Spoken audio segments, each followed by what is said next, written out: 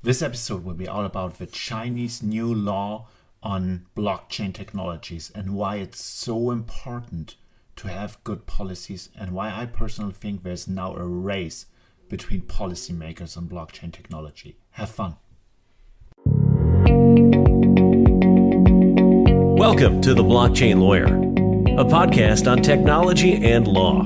Dennis Hilleman is an accomplished lawyer with over 13 years of experience and a passion for creating a better future through blockchain technology, cryptocurrency, and other disruptive innovations. All statements expressed in this podcast are the opinions of the host and his guests only and are in no way legal or financial advice. And now, here is your host, Dennis.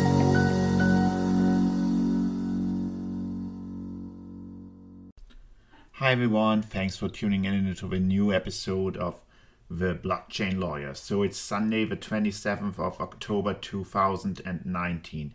And those of you who are into Bitcoin trading or trading of altcoins, you probably had a few good days because the Bitcoin price went way up. It was like $7,200 just a couple of days back.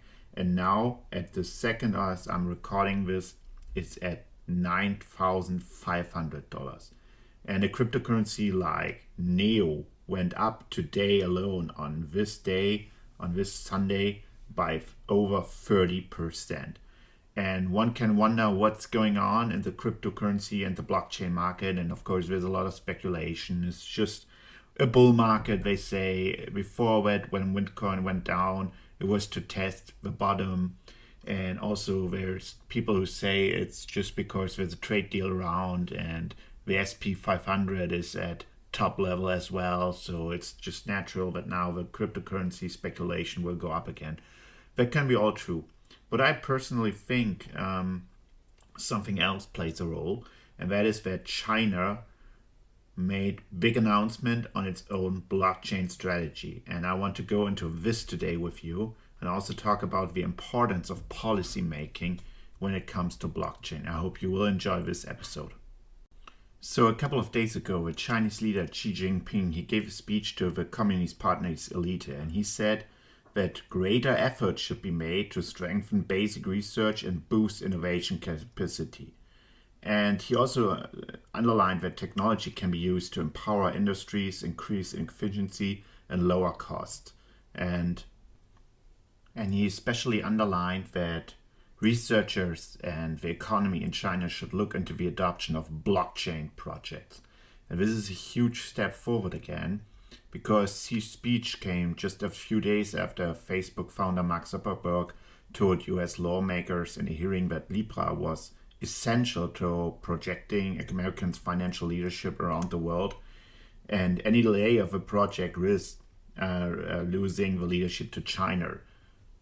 And this is what I, of course, as a lawyer, want to talk about: the importance of policies, of laws to empower technology. And what I think what is currently happening now is that we will go into a race concerning blockchain policies and the adoption of blockchain technology with a legal framework that will embrace the adoption of blockchain technology worldwide. It's now about who will be the best and the first in making blockchain policies that will work great for the economy.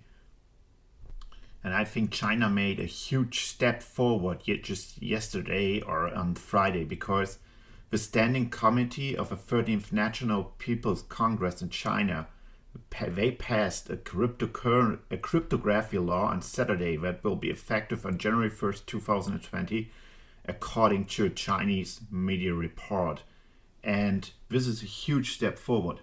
While the new law didn't actually talk much about cryptocurrency as such, it aims nonetheless to tackle emerging regulatory and legal challenges in commercial cryptographic use case, and they play an increasingly important role in developing the Chinese economy. And if you have listen to my other podcasts, you will know that cryptography, that's like the basic technology behind blockchain. So what basically China is doing here, without naming it as such, is like bringing blockchain much larger on the table in China and in Chinese laws by giving a framework that will allow Chinese enterprises, Chinese entrepreneurs, and Chinese big tech companies to embrace blockchain technology in their industry. And this is a step forward for China, a huge step forward, because you must understand, China in 2017, they banned the trading of cryptocurrencies. And of course, if you look at it, it made sense for China to ban the trading of cryptocurrencies. We all know that China is very much about a different approach to handling their economy and their citizens. They are much about control and being stable in their economy and their political system. So decentralized cryptocurrencies that people can trade without using a bank, without the Chinese authorities involved or having the possibility to check on what is traded, where does the money go, where does the financial flow goes. Of course, this is very much against the Chinese system, the Chinese approach of their leaders to control and have a sustainable economical system. So it made very much sense for China to ban the trading of cryptocurrencies. And of course, that had a huge impact on the cryptocurrency market because the Chinese population played a huge role in it. There were many big players in China. For example, Binance then had to leave China. Binance, the second largest trading platform in the world. We'll talk about that in an upcoming episode too. So it seemed a little like China was maybe not even like blockchain friendly or cryptocurrency friendly on the outside. But nothing can be farther from the truth. China plays a huge role in the blockchain development. A lot of Chinese enterprises are already developing blockchain solutions. And there was a report and a survey done by the consulting firm Deloitte this year, and it shows that 73% of the Chinese enterprises believe that blockchain is a top five strategic priority for them, and only 56% of American companies do so. And if you look at the patents, if you look at innovations, a lot of Chinese companies are playing a huge role in blockchain innovations. And also, if you look at the cryptocurrency Neo, which actually comes from China, and now as I'm saying this, right now as I'm saying that, it's 40% up just by today. 40% up. It comes from China, so there is cryptocurrency in China. And not only that, the Chinese government and the Chinese central bank, they made it public that to attack Libra, to counter Libra, they are working on a public national cryptocurrency. China will release a public national cryptocurrency. And then it makes sense that China also makes the laws now, the new cryptography laws, that will empower the companies and of course its own central bank to use blockchain technologies and to boost cryptocurrencies in their home countries. Of course, cryptocurrencies that are controlled by China, and Neo is called the Chinese Ethereum for good reason. But nonetheless, China is empowering blockchain technology, the development of blockchain technology, and the national digital cryptocurrency that will come, not today, not in half a year, but it will come. And it is doing so not only by a blockchain-friendly economy and a blockchain-friendly atmosphere, but also by policy making. Well, now let me put this clear. I'm not saying we should follow Chinese examples when it comes to the state system, how to make policies or such. That is not what I'm arguing. But what we must be aware of is that China wants to adopt blockchain on big scale. And we must follow that. From my personal point of view, you know, guys, how much I think that blockchain will change our economy, our internet of today, and our social system as well.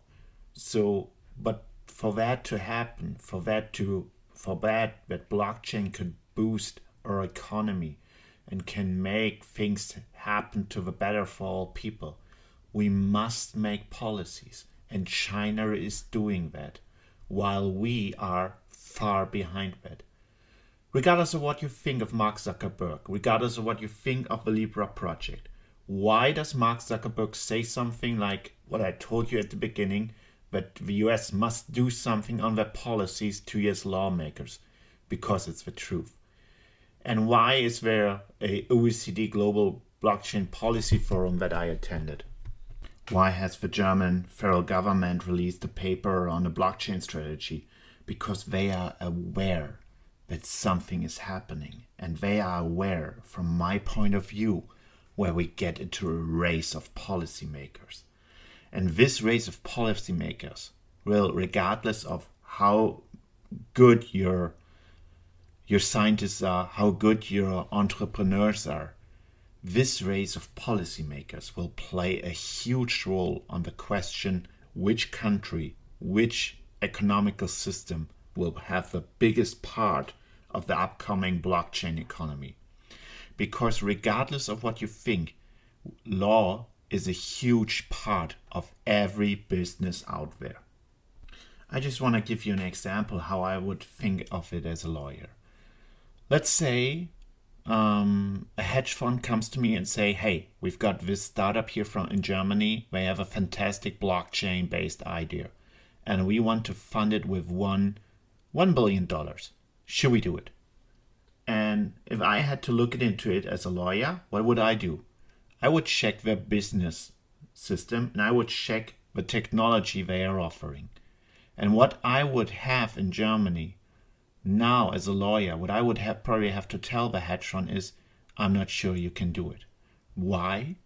Because there are so many regulatory questions about blockchain here in Germany alone that probably no one wants to put major money into it at this time.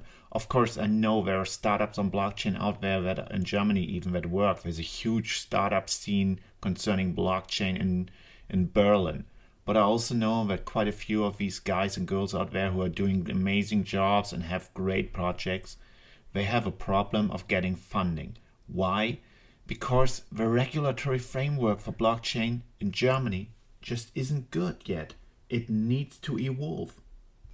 If you want to do something with financial transactions on a blockchain system, you will have to deal with the BaFin, that's the major public administrations for anything that concerns financial transactions, especially in the banking sector. And they are not very blockchain friendly. It's not that they are as such against blockchain. They just say, hey, we don't have the laws for it. So what we must do is we must be prudent, we must be careful, and we can't tell you just like, yeah, go ahead, do it on a blockchain, it's all fine, because there's no regulatory framework for it yet. So starting something with financial transactions on the blockchain in Germany is so difficult. So it's no wonder there's no major global blockchain trading platform coming from Germany. Why should there be?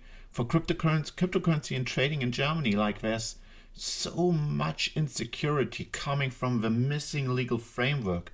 It's such a shame.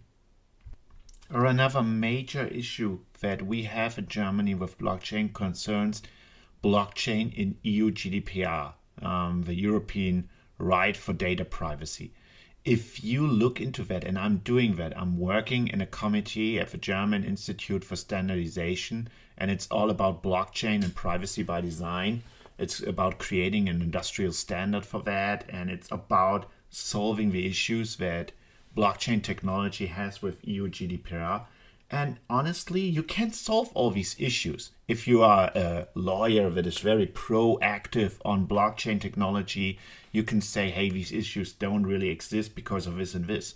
But I'm sure there are many other lawyers out there in Germany which would look at articles written about blockchain in EU GDPR, and there are quite a few in German literature. There are also quite a few ones on platforms like Medium, which basically say, hey, you can't put any personal data on the blockchain with EU GDPR. I'm not saying you can't, because my personal view on that is different. It's also always the question if that's actually personal data, but I don't want to go into this with this episode. We'll go into this deeply in another episode. But what I'm saying is Just imagine, you got this great blockchain idea in Germany. You got this great startup build up. You could maybe have a great team, and you have this huge idea of running a blockchain project in Germany that could change the world, but it involves personal data being put on the blockchain. And maybe then you have this hedge fund. Maybe you have this hedge fund which wants to support your startup idea on blockchain, which wants to give you the money and is totally persuaded by it. But can they do it? Can they do it? They need to hire a lawyer that checks your business model as a startup. And this lawyer will check on your blockchain business model here in Germany. And what will this lawyer say? It will say, first of all, there's no certain legal framework for blockchain projects in Germany. The lawyer must do that. Even if this said lawyer loves blockchain, the lawyer must be open and honest to his or her client. And the only open and honest reply is, there are no certain legal frameworks for blockchain in Germany. And if the blockchain project even involves personal data, the lawyer must say, hey, there are good guys out there, like Dennis Hillemann, for example, but also maybe like Michael Collane, Sivan Jungerius, really good guys who have deep and good insights into blockchain technology. Jörn Erbgut to mention as well. And they say, yes, blockchain and EU GDPR, that can work so well. But there's other guys in the German literature, other guys and girls who say no. You can have personal data on the blockchain with EU GDPR. And as a lawyer, I must inform my client that there's the risk that the later girls and guys writing that blockchain and EU GDPR is not complying, that they might be right. And can a hedge fund then invest $1 billion into your blockchain startup if there is legal uncertainty? Of course it can't. Of course it can't do that, because they need to protect their money. And they have investors who want them to protect their money.